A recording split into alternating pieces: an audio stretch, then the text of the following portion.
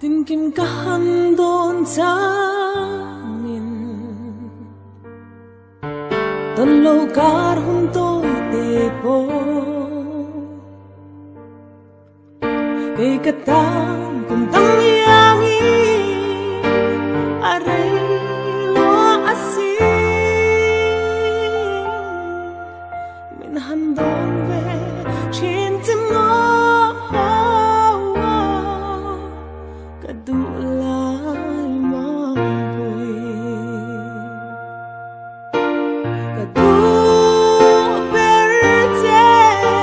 Hmangaih Varte Dia biatu galang tehi Min laring lasak bonan ni Hmangaih te Asin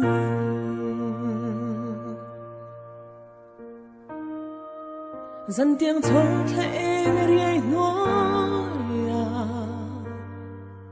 mà tên cả hắn đông chim chê